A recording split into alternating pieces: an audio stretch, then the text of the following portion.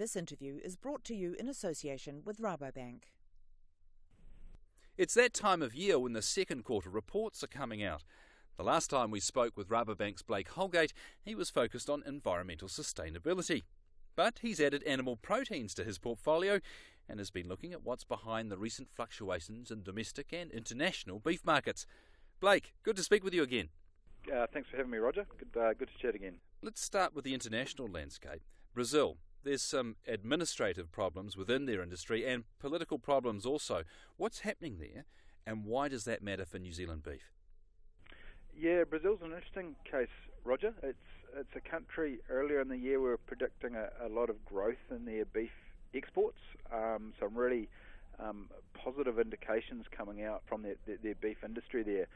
Since then, they've been rocked by three political issues, I suppose you'd call it. One was around, earlier in March, some irregularities in terms of meat inspections of some of their processing plants, which saw a suspension of exports to a number of their key markets.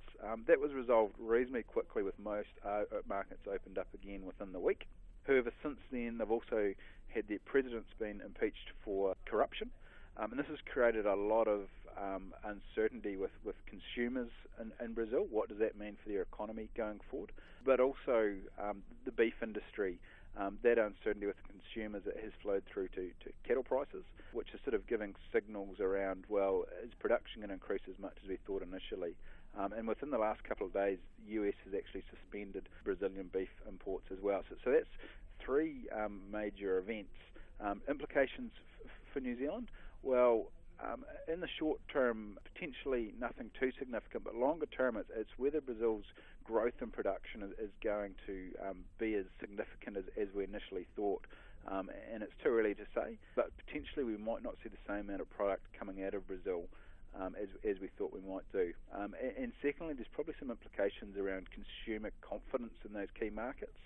Two of those issues related to sort of food safety and consumer confidence in the product, which is something New Zealand can provide to those markets. So it's a point of difference that we can start to establish between ourselves and Brazil. That's interesting. Tell you what's really interesting, though, what's happening in India. Now, this is incredible. So a proposal that they might potentially cease being a beef exporter altogether. Yeah, correct. And what a lot of people possibly don't realise about India is they're actually one of the largest bovine exporters in the world, a lot of that being buffalo meat. Now, recently their federal government's passed a directive banning the sale of cattle in livestock markets for the purpose of slaughter, and 90% of cattle that move through these markets are destined for slaughter and ultimately export. So on religious grounds, they've issued this directive requiring each of their states to halt that practice. Now that's currently going through the court system in India, as many of those states are arguing that it's actually their prerogative to decide whether they allow slaughter or not. So currently going through the court system, we don't know exactly where that one will land, but potential implications for the global supply trade market could be quite significant going forward. And this has come out of left field, right? It wasn't telegraphed in any significant sort of way? No, I mean, it is a directive some of the individual states have been operating under for religious reasons, but no, it's not one that was flagged in any noticeable way, no. Another thing that's come onto the scene pretty rapidly, one of those things that was on a bit of a back burner, I guess, and appears to have emerged pretty suddenly, US beef imports into China. They're all go. Correct. So within the last month, US has been granted access to beef imports into China, and like you said, it's something that's sort of been on the back burner, but sort of out of the blue, they suddenly reached an agreement, which could have some potential significant implications for New Zealand. It's a market we send a lot of beef into, and we suspect the Americans will potentially try and target the same consumers that New Zealand does in terms of those high income, premium value consumers, rather than the more sort of commodity type consumers that perhaps your South American beef suppliers supply to. They of course have got a grain fed product, ours is grass fed. Is that alone enough of a differentiator for us to meet the new competition head on? Yeah, look. Potentially, I think what it does do is it creates a time for New Zealand to establish itself. So Chinese consumers aren't used to the grain-fed product; they're used to the new grass-fed product. So if America does want to establish themselves as a key exporter into the market, they will need to spend resource and, probably more importantly, time developing those markets, educating consumers. On top of that, there's some restrictions or requirements regarding that access. One relates to traceability of the product, so requiring some systems and accountability that currently doesn't exist in America. Two is around the restricted use of growth hormones that is quite common within the American beef industry. And thirdly is restrictions around a feed additive that America uses that China doesn't. So if America does want to supply that Chinese market, it potentially means some systems changes within the domestic market to supply China. So again, it's a time factor, and it possibly creates a window where New Zealand can establish themselves or better establish themselves with those high-end premium consumers. If they can come in, though, and match our product in terms of that traceability and get some of their inputs cleaned up, they're going to be a pretty major competitor. Albeit grain versus grass, but put that to one side, is there any restriction or otherwise on the types of cuts, etc., that they could put into the marketplace? Or is it just fully open? Yeah, look, not that I'm aware of, Roger.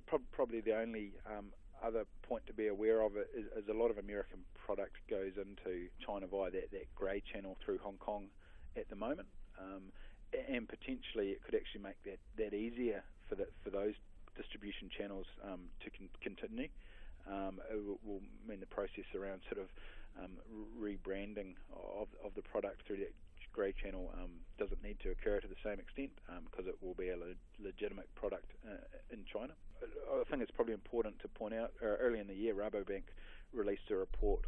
We actually predicted there will be sort of significant growth in beef imports into China out to 2020 anyway. So currently beef imports make up around 15% of their consumption. We see that going out to 20% out to 2020. Given Chinese production can't keep up with consumption, so Chinese government have indicated that they're happy for importers to fill that gap. So we do see still big opportunities for a number of players in that Chinese market. Well, that's good news. So back here at home, what's our product fetching and where's it going? Yeah, so New Zealand slaughter prices firmed slightly since March, since our first quarter report. So they've lifted around between 4 and 6%, so the mid $5 a kg range, and they're slightly ahead of where they were at this stage last year. And overall, we're slightly down on supply, aren't we? I understand that's more or less just in relation to an uptake in dairy fortunes. Is it as simple as that? Yeah, that's been one of the big drivers. I think we've also seen climatic conditions have a bit of an influence. So we've seen probably a lot more rain and grass growth in a number of key drought regions across New Zealand. So an element of rebuilding going on there, and possibly also just increased confidence with farmers around the prospects of beef going forward, and farmers looking to retain stock to build their own herd numbers. Okay, and if we have a quick look around the world, Australia, supply tightened up there a little bit also.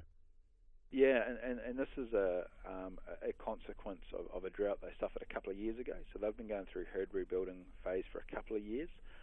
And the important factor there is they're one of our main competitors into that US ground beef market. Now, last year, Australian exports into that market were down 42%. This year, it's on track to be down around 25%. So that creates a huge supply imbalance into that ground beef American market, which as we know, is really important for New Zealand. It's nearly 50% of our exports. So with them out of the market, it's really helped to hold up that US imported beef price. Now, Canada's got quite a bit of supply, though, on the other side of the coin. Yeah, they do. In saying that, the first quarter, we noticed their exports into US were also down slightly, but over April, they've increased significantly. For the first quarter of 2017, New Zealand was actually the largest exporter of beef into the US, but Canada's since overtaken us with a big lift in supply over April. What about on the farm here in New Zealand, Blake, or I guess at the plant? All these big things going on in the world, how's that translating to behaviours or attitudes or processes or ideas that are happening back here in our own industry? Yeah, well, we actually released a real confidence survey, our latest report this week, and it actually showed across the board farmer confidence is as high as it's ever been since we've started recording that survey, which is early 2000s. And one of the main drivers of that is confidence within the sheep and beef sector. So those increased commodity prices are really starting to flow through into farmer confidence, which I think is really positive going forward, and hopefully might lead on to sort of more on-farm investment and investments in the industry. Oh, here, that sounds fantastic. Look, Blake, we've got to leave it there. Thanks very much for your time today. A great insight. Now, where can I grab a copy of the full report, those two reports you mentioned?